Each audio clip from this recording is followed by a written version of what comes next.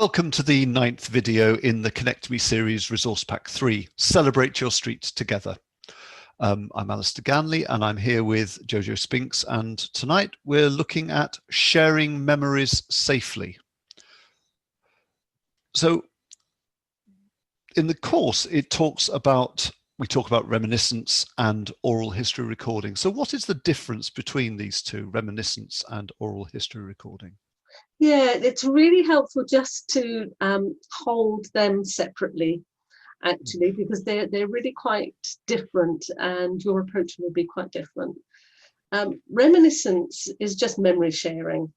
So, and you will find on any street, in any block of flats, in any place at all, that there will be individuals who just want to share what they know about your place. They're not particularly invested in celebrating with you. They're not particularly investing in taking an organizational role in developing anything out of their memories. They just want to be heard. They just want to share. So my top tip would be to bring them together into a separate event where they can do just that, because that's absolutely fine. And you feed them lots of tea and cake and lots of love and bring as many listeners into that forum as you possibly can and make that a wonderful, happy event. I'm going to share my screen a little bit. We did a wonderful piece of this on the last project in Watford. And you can see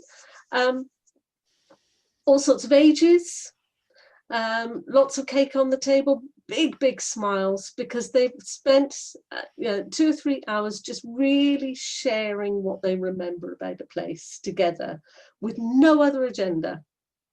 So they were listeners, so we have sort of like almost as many listeners as we do memory sharers in this image, just soaking up everything that they're saying, and chances are things will turn up and inform the celebration in the end.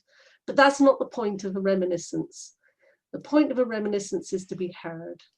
It comes right back to that listening. And if you get that right, then you'll get these smiles. So I'll stop sharing. There we go. So that's really clear.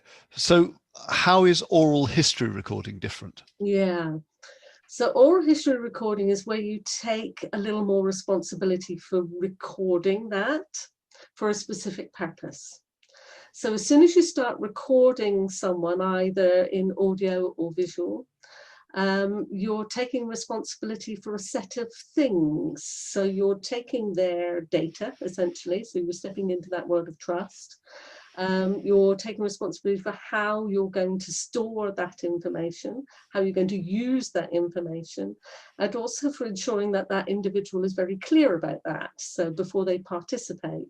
So there are a range of steps to take that people specialize in. Essentially, there are oral history societies and experts who do this and make their living doing this.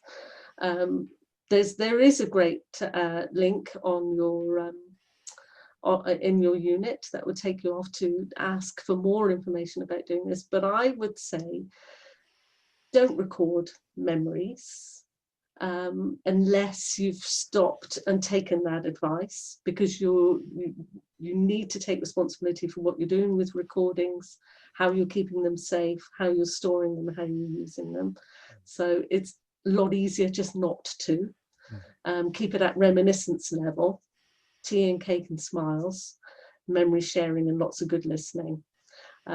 If you want to record, then there's advice in the pack about where to get more information and guidance on that. Thank you very much.